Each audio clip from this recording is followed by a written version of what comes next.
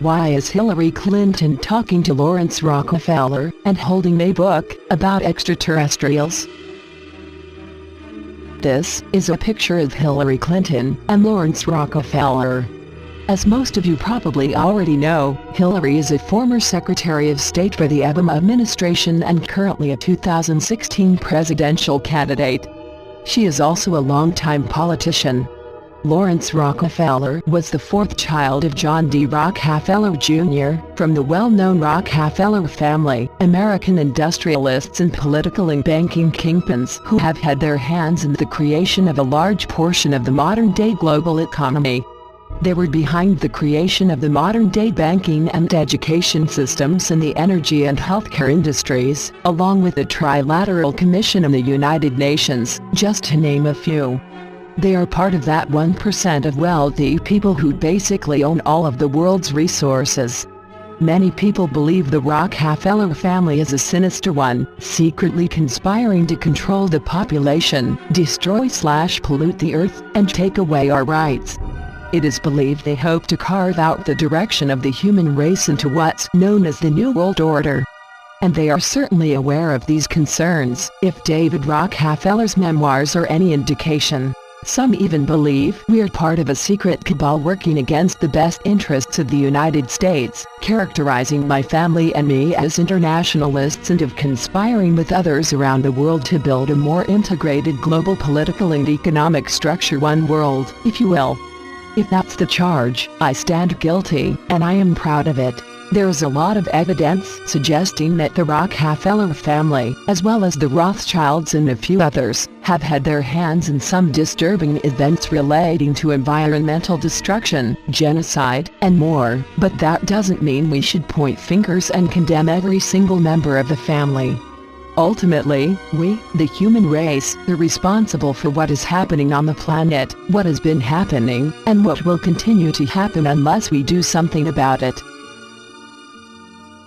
We live in a world of secrecy, and the mainstream world became more aware of this fact after Edward Snowden released the very first public disclosure of clandestine black budget operations, despite the fact that it had already, partially, been exposed by a few researchers. We don't really hear about black budget programs, or about people who have actually looked into them. However, the topic was discussed in 2010 by Washington Post journalists Dana Priest and William Arkin. Their investigation lasted approximately 2 years and concluded that America's classified world has become so large, so unwieldy and so secretive that no one knows how much money it costs, how many people it employs, how many programs exist within it, or exactly how many agencies do the same work. Below is a close-up on the book taken from the above picture, and beside that is another angle of Hillary carrying the book while walking and talking with Lawrence. Why am I mentioning the black budget world? Because it goes hand in hand with the UFO phenomenon, which is now backed by a tremendous amount of evidence from a number of credible people, alongside a mountain of documentation. To learn more about that, you can read this article, or visit the Politics section of our website here. How we can tell what book Hillary is holding, and why it's important. The book you see Hillary Clinton holding is titled, Are We Alone?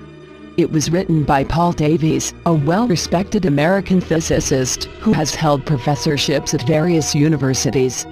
Most of his research has been in the area of quantum field theory. The book ponders the ramifications of contact with intelligent extraterrestrials. If you look closely at the picture above that is zoomed in on the book, you can clearly see it matches the back of Davies' book.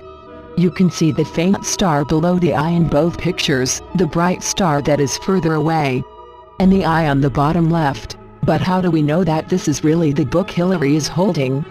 The reason why I chose to write about this is not because the book simply looks like the work of Davies, but because there is a mountain of evidence to validate the fact that Hillary Clinton, as well as Bill Clinton, initiated an effort alongside Lawrence Rockefeller to encourage the U.S. government to officially disclose the existence of extraterrestrials and confess It's what's become known as the Rockefeller Initiative, a request made by Lawrence Rockefeller to the CIA and the U.S. Air Force to declassify and release all information regarding Fessing to the public domain.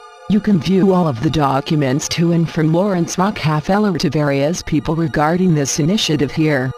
They were obtained through the Freedom of Information Act by various researchers, including the Paradigm Research Group, who was responsible for the recent citizen hearing on disclosure about Fess. It's also noteworthy to mention here that Harvard University psychologist and Pulitzer Prize winner Dr. John Mack had a great interest in the UFO/extraterrestrial phenomenon. He is most noted in philology for his book titled Abduction: Human Encounters with Aliens. His work was heavily supported by Lawrence Rockefeller, as a report published in the U.S. National Library of Medicine states.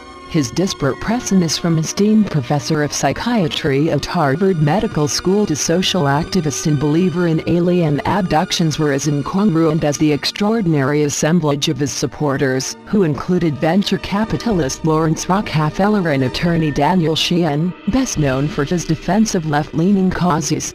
Source: I just want to make it clear that Lawrence Rockefeller maintains an obvious interest in this subject, and that the Rockefeller Initiative was indeed a real one, as illustrated by the documents linked above. Mack has stated that, yes, it's both.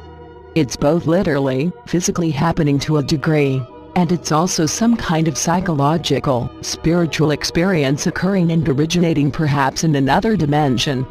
And so the phenomenon stretches us, or it asks us to stretch to open to realities that are not simply the literal physical world, but to extend to the possibility that there are other unseen realities from which our consciousness, our, if you will, learning processes over the past several hundred years have closed us off. Source: I should mention that Mack was one of the main researchers involved in one of the most astonishing UFO witness cases ever to surface, a supposed encounter with over 60 school children in the town of Ruwe, Zimbabwe, on September 16, 1994.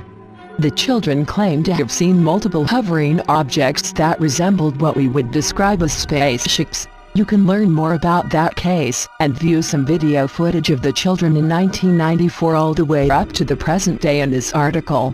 There is something else which lends significant credibility to the link between Hillary and UFO research: her involvement with John Podesta, who is counselor to Barack Obama, former chief of staff at the White House under the Clinton administration, and current head of Hillary Clinton's campaign. He has been quoted as saying, "I'm skeptical about many things, including the notion that government always knows best, and that the people can't be trusted with the truth." The time to pull the curtain back on this subject has long evered. We have statements from the most credible sources, those in a position to know, about a fascinating phenomenon, the nature of which is yet to be determined. John Podesta, taken from Leslie Kean's 2010 New York Times bestseller, Fess. Generals, pilots, and government officials go on the record, for which Podesta wrote the foreword.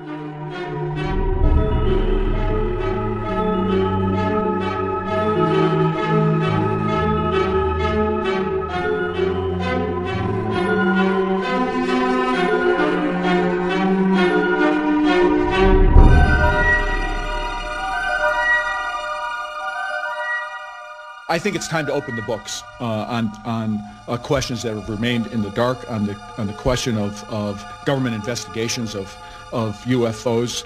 It's time to find out what the truth really is that's out there. We ought to do it really because it's right. We ought to do it because the American people, quite frankly, can handle the truth. And we ought to do it because it's the law.